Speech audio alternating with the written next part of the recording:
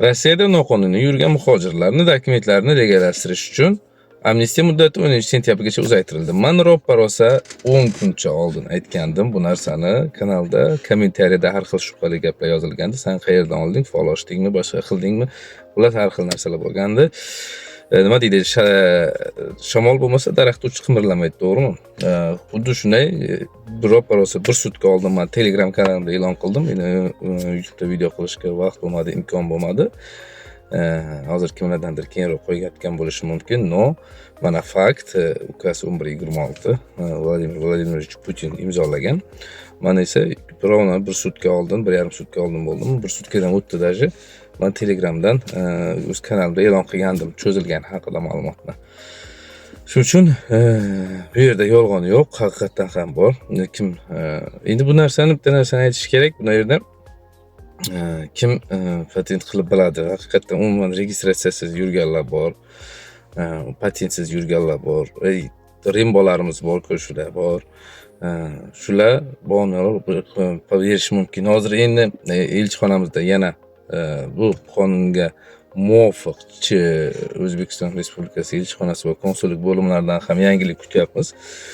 Qizil pasport masalasi, O'zbekistonga ketmasdan turib qizil pasport topshirib bu yerda olib, hattoki pasporti bo'lmasa ham, hech narsasi bo'lmasa ham, bu yerdan qizil pasportni konsullik bo'limiga hujjatlarni topshirib olib, patent olish mumkinmi yo'qmi, shu narsani yana cho'zilishini kutyapmiz. Lekin shu paytgacha bo'ldi, 1-yanvardan 30-yanvargacha konsullik tomonidan ham o'sha Rossiyaning 11-26 Putinning qaroriga muvofiq nima deydi, to'g'ri kelishi uchun ular ham qaror qilgandilar. Что hech narsangiz, pasportingiz bo'lmasa ham yonib ketganmi, kuyib ketganmi, bir 10 yil, 15 yildan beri ketmaganmisiz, bu yerda yuribsizmi? Xullas, mana shu O'zbekiston fuqarolari bo'lganlar borib konsullik bo'limiga yo posolstvoga borib bemalol qizil pasportga topshirishlari mumkin edi va qizil pasport chiqadi. Siz qizil pasport olib migratsiya bo'limiga, PVS, FGUP, Saxarovaga o'xshagan migratsiya bo'limlariga borib hujjatlarni rasmiylashtirib, ekzamendan o'tib, doktordan o'tib, registratsiya qilib va patentga topshirishlaringiz mumkin edi. Bu narsa haqiqatan amalga oshdi, chunki bu narsa qonun chiqqanda o'zi bilasizlar, ko'pchilik unaqa bo'lishi mumkin emas, suda bu o'sha biz dokumentlarni aldab chaqirib olib deport qilish Rossiyani hiylasi deyilgandi-yu, lekin men o'zim bir necha odamlarni olib borib keldim. Umuman kelganiga 8 yil, 10 yil bo'lgan odamlar bor, har xil sharoiti bor, muammosi bor, har xil sabablarga ko'ra pasporti ham yo'q hatto yonida. Уже o'tib ketgan necha yil oldin.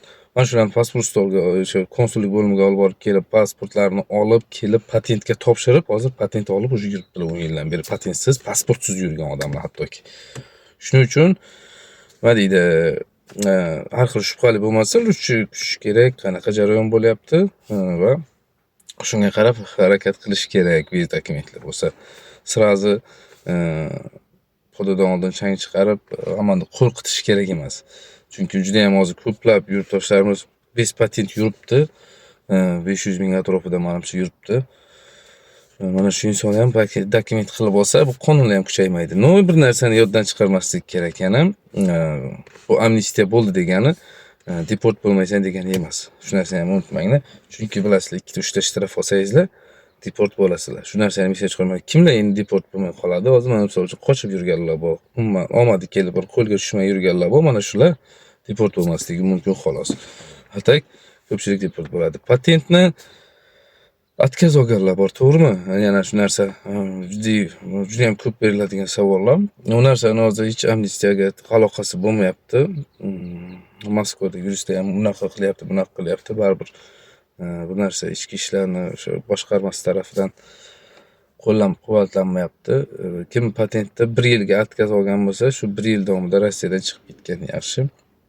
Ya bo'lmasa mana shu amnistiya davomida, amnistiya tugaguncha yursin-da, amnistiya tugashiga bir 5-6 kun, bir hafta qolgan payt chiqib ketib, keyin amnistiyaga ham hozir bor-ku, misol uchun hozir may, iyun, iyul, avgust, sentyabrda 4 oy 10 kun davomida misol uchun yana yurish 4 oy yursin-da, keyin chiqib ketib, o'sha 6 oy, 5 oy qancha qolgan bo'lsa, patenti annulyurit bo'lganiga shunday kelaversa bo'ladi. Shunaqa gaplar do'stlar, savollaringiz bo'lsa, kommentariyada yozib qo'yaverasizlar. Obuna bo'lmaganlar, kanalga obuna bo'lib qo'yinglar, like tugmachasini bosish ham esingizdan chiqmasin.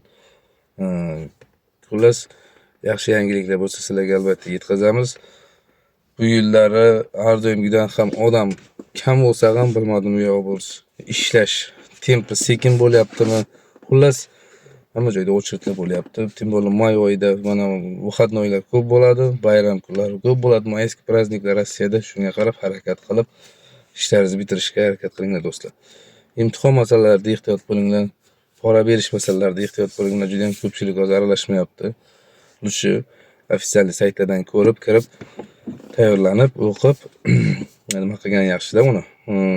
Qiyin emas o'zi. 120 ta savol bo'lsa, 120 ta savolni yodlab olib o'tayotganlar ham bor. Rossiyada birinchi marta kelyapti, lekin o'tyapti.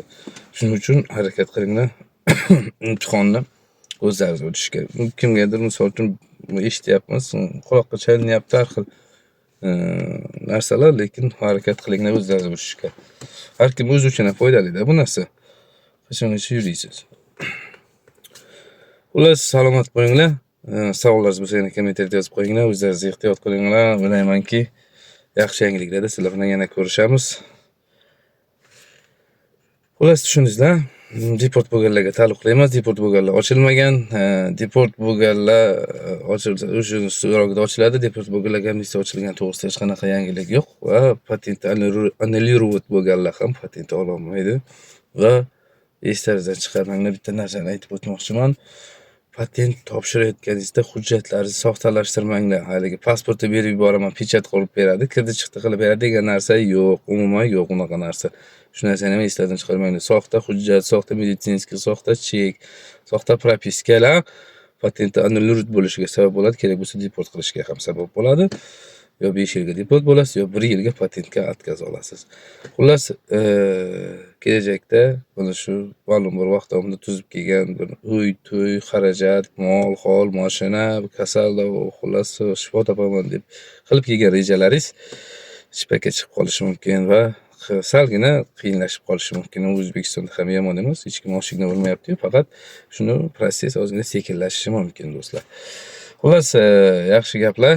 Salomat bo'linglar. Kommentariyada yozib qo'yinglar. Like tugmachasi mana shu yerda yursin, shuni bosib qo'yinglar bo'ldi do'stlar. O'zingiz ehtiyot qilinglar. Xudo xolasa yaxshi yangiliklar bilan yana bir marta sizlarni bahramand qilaman degan umiddaman do'stlar. Xayr.